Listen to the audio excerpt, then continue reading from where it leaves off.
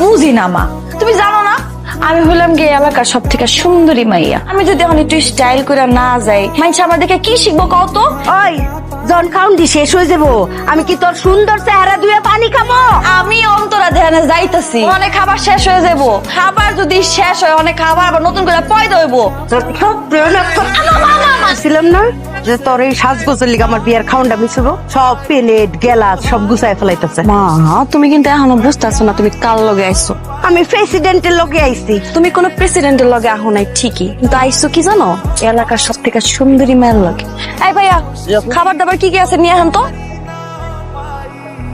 আইসা ভাই, একটা সত্যি কথা কম তো আমারে, খাউন কি আসলে শেষ? আচ্ছা, কিন্তু বিএপি দের জন্য আমার দেখে কি মনে হয় না আমি ভিআইপি? কোনোভাবে কি মনে হয় না আমি ভিআইপি ট্রিটমেন্ট পাইতে পারি? ভাবে বাবু হ্যাঁ তো দাঁড়ায় আছেন কেন? হ্যাঁ জলদি যান। বসেন।